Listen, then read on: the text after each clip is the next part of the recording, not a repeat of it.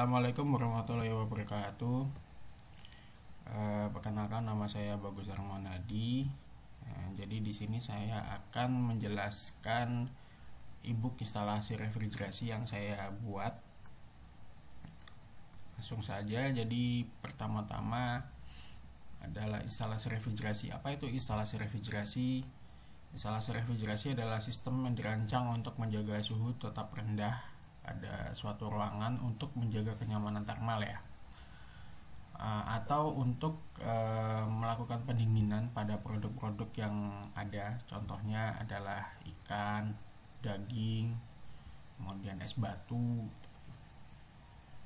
Sistem ini sering digunakan di berbagai sektor seperti industri makanan dan minuman, rumah sakit, komersial, serta dalam alat rumah tangga seperti kulkas dan AC. Instalasi refrigerasi dapat mencakup berbagai komponen yang bekerja bersama untuk menghasilkan proses pendinginan secara efisien.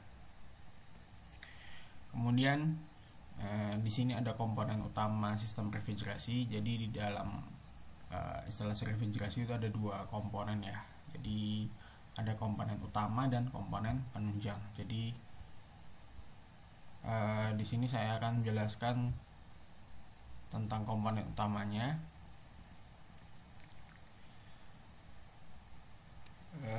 Yang pertama-tama adalah kompresor. Kompresor berfungsi untuk menekan refrigeran sehingga berubah menjadi gas bertekanan tinggi. Jadi awalnya itu sebelum masuk kompresor itu zatnya itu adalah uap, tapi bertekanan rendah dan bertemperatur rendah. Otomatis ya, jadi kalau misalkan tekanannya rendah, otomatis suhunya pun juga rendah. Jadi fungsi dari kompresor ini adalah untuk membuat uap atau gas itu menjadi bertekanan tinggi dan bertemperatur tinggi. Kemudian ada kondenser. Kondenser berfungsi untuk melepaskan panas dari refrigeran ke lingkungan sekitar. Tentu ya, jadi kondenser ini berfungsi untuk melepaskan panas, kalor. Biasanya dibantu dengan kipas, jadi dengan konveksi paksa. Sehingga refrigeran berubah menjadi cair. Jadi yang awalnya uap atau gas itu berubah menjadi cair begitu keluar dari kondenser. Kemudian katup ekspansi mengurangi tekanan refrigeran sehingga menjadi uap bertekanan rendah sebelum masuk ke evaporator. Jadi kan tadi tekanannya masih tinggi ya, masih cukup tinggi. Jadi di katup ekspansi ini adalah fungsinya untuk mengurangi tekanan supaya tekanannya itu makin turun. Tapi pada prakteknya untuk katup ekspansi ini memang digunakan hanya pada sistem pendinginan yang besar. Kalau misalkan kita nanti itu cukup dengan pipa kapiler. Jadi pipa kapiler ini punya fungsi yang sama ya dengan katup ekspansi. Jadi kalau sistem pendinginan kecil yang sederhana aja itu cukup dengan pipa kapiler. Tapi kalau misalkan untuk yang besar itu bisa butuh katup ekspansi. Kemudian evaporator ini yang biasanya kalau misalkan kita AC itu di bagian dalam ruangan ya. Kalau kondensor tadi itu kan di bagian luar ruangan. Kalau kita lihat bisa, kalau AC itu di luar ruangan. Kalau misalkan di sistem kulkas itu di bagian belakang tuh, itu adalah kondenser. Nah, kalau evaporatornya itu di dalam bagian kulkasnya itu sendiri. Jadi evaporator ini adalah tempat untuk menyerap panas, jadi mengambil panas. Misalkan kalau di ruangan ya berarti dia mengambil panas dari dalam ruangan. Kemudian dengan dia mengambil panas dari dalam ruangan itu, refrigeran tadi akan berubah menjadi uap jenuh ya. Kemudian refrigeran sendiri itu adalah cairannya atau zat pendinginnya. untuk menyerap dan melepaskan panas selama siklus pendinginan.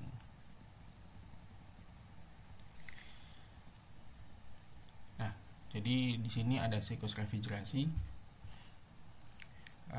Jadi awal-awal pertama itu adalah kompresor tadi kan mengambil sebelum masuk dari kompresor itu refrigeran dalam bentuk uap. Terus kemudian bertekanan rendah kan, kemudian masuk ke kompresor dan keluar dari kompresor itu menaikkan tekanan sehingga tekanannya pun naik dan temperaturnya juga naik. Kemudian masuk ke kondenser. Kondenser di sini adalah untuk melepaskan kalor dengan bantuan kipas dengan konveksi paksa. Kemudian hasilnya di sini juga udah berubah menjadi cair. Kemudian masuk ke katop ekspansi. Dari katop ekspansi ini nanti dia akan mengalami penurunan tekanan sehingga dengan penurunan tekanan itu tadi temperatur juga turun ya. Kemudian masuk ke evaporator untuk ke tempat yang pendinginannya tadi, misalkan kalau di bagian dalam AC atau di bagian dalam kulkas. Nah itu kemudian setelah kalornya itu tadi diserap oleh evaporator, balik kembali lagi ke kompresor dan siklusnya berulang gitu. Ini di sini ada diagram pH antara tekanan dengan entalpi. Saya nggak akan bahas. Dan di sini juga ada diagram temperatur dan entropi TS ya. Nah itu tadi diagram pH ya. Kalau sedikit menyinggung aja, jadi proses 1 sampai 2 itu adalah kompresi. Jadi proses ini terjadi kompresor secara isentropik adiabatik. Refrigeran yang masuk ke kompresor berfase uap jenuh dengan tekanan dan temperatur rendah di kompresor. Refrigeran akan dikompresi sehingga tekanan akan naik dan temperatur juga naik ya. Pada proses ini fase refrigeran adalah superheat.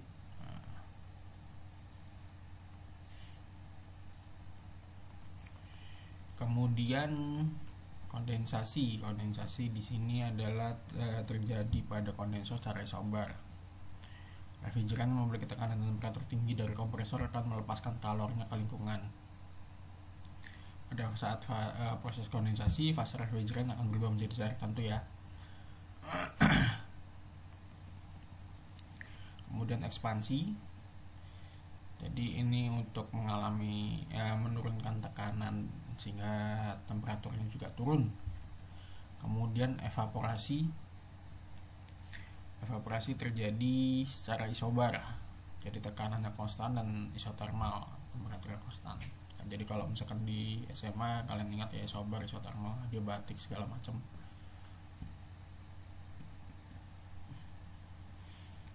Jadi temperatur atau suhu dari refrigeran dibuat lebih rendah dari temperatur lingkungan.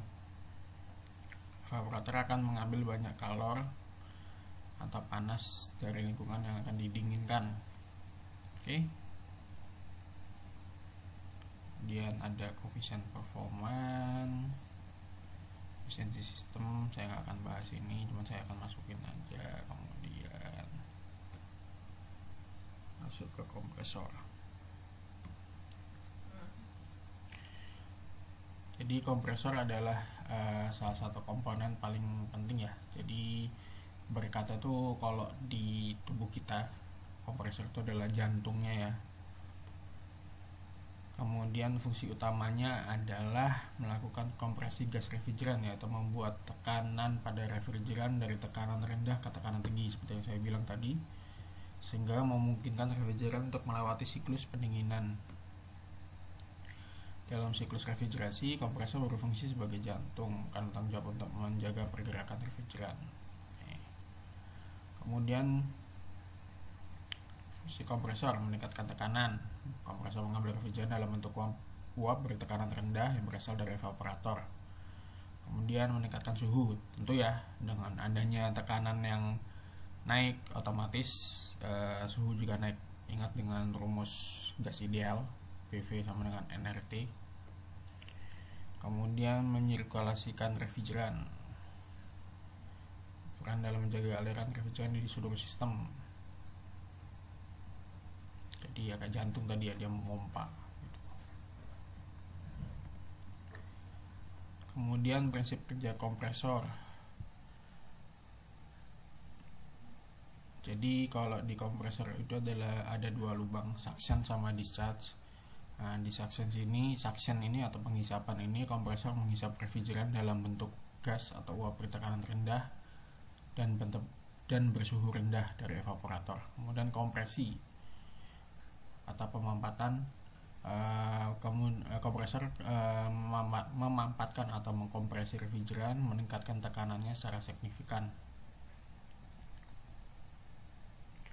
Kemudian discharge ini setelah terjadi kompresi, dia akan dikeluarin ya dari kompresor. Jadi keluaran dari kompresor ini adalah refrigeran yang bertekanan tinggi dan bersuhu tinggi.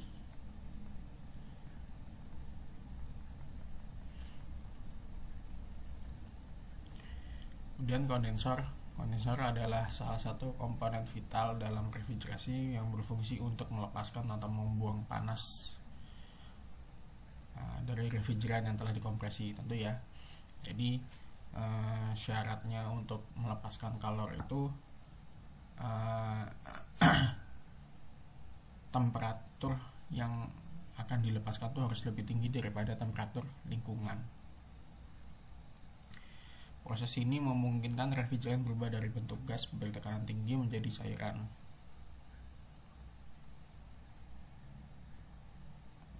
Kemudian lanjut fungsi utama kondensor. Kondensor berfungsi untuk membuang panas, tentu ya, melepaskan panas seperti yang saya bilang tadi. Setelah refrigeran dikompresi oleh kompresor, ia berada dalam kondisi gas bertekanan tinggi dan bertemperatur tinggi. Kondensor mengeluarkan panas dari refrigeran ini dengan cara melepaskannya ke lingkungan. Terus fasenya berubah ya, tentu mengubah fase. Jaga efisiensi sistem, jelas, karena kan kalau nggak ada kondensor ya nggak akan terjadi pendinginan nantinya.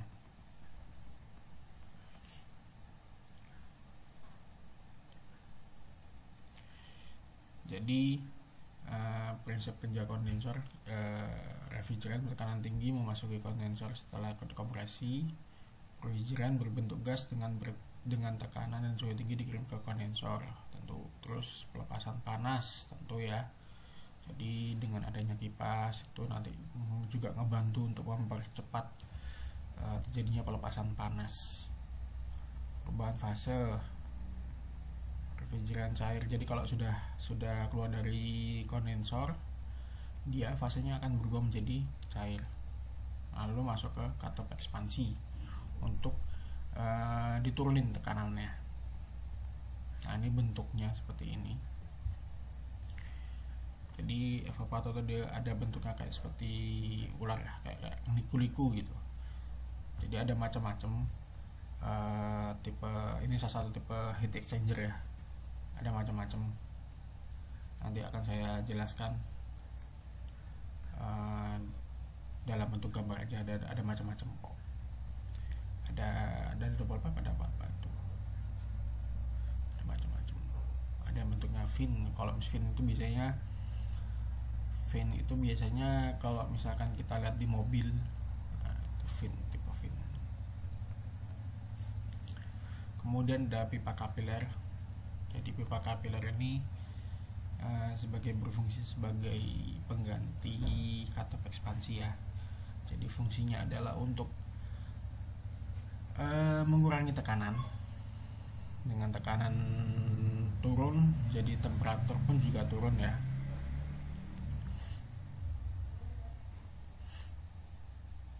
Jadi dia juga caranya untuk mengurangi tekanan itu adalah dengan cara mengurangi dari diameter diameter dari lubangnya itu. Jadi misalkan kalau pipanya itu besar seginian, begitu masuk ke pipa kapal dia semakin kecil gitu. Nah itu otomatis tekanannya akan turun ya.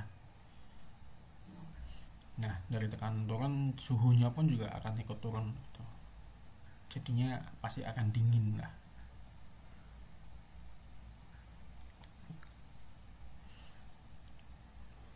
Mungkin kalau sistemnya itu mungkin kayak sih, kayak kita tahu penyemprot obat nyamuk tuh ya, awalnya dia adalah cair kan, terus begitu kita semprot dia pasti lama-lama, kalau kita semprot lama gitu ya, tangan kita tuh pasti dingin, entah di bagian tutupnya itu pun juga pasti dingin. Nah itu sistem secara penjelasan secara fisikanya tuh mirip seperti itu dengan pipa Venturi ya. Prinsip Bernoulli ya kalau nggak salah.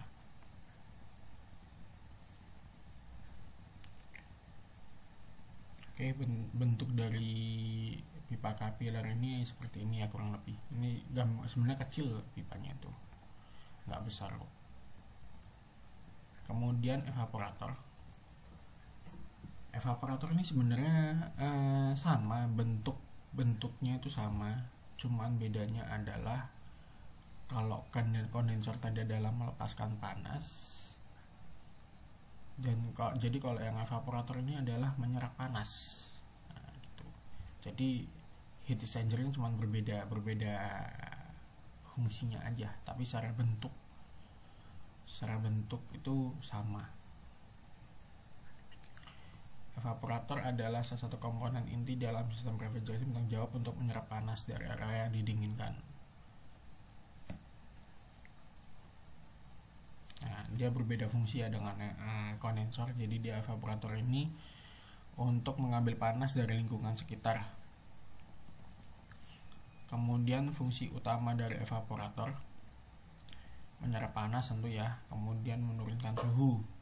Jadi ketika dia menyerap panas ya otomatis suhu di dalam ruangan itu juga dingin ya jadinya.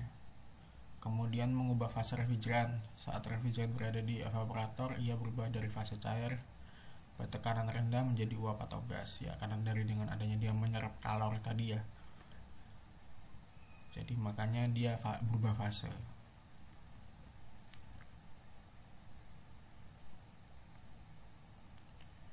Prinsip kerjanya ya, refrigeran cair bertekanan rendah itu masuk, kemudian di dalam lingkaran tadi dia terjadi pertukaran panas ya. Jadi yang satunya evaporator ini menyerap sekaligus dengan menyerap kalor itu otomatis dinginnya pun masuk ke ruangan gitu kan. Jadi terjadi pertukaran, makanya namanya heat exchanger. Kemudian dengan dia menyerap kalor itu tadi terjadi perubahan fase yang awalnya cair dingin gitu kan, jadi uap.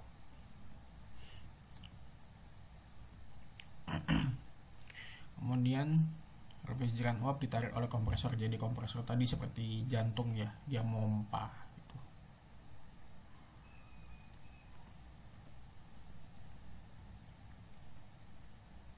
Oke, sekian video dari saya.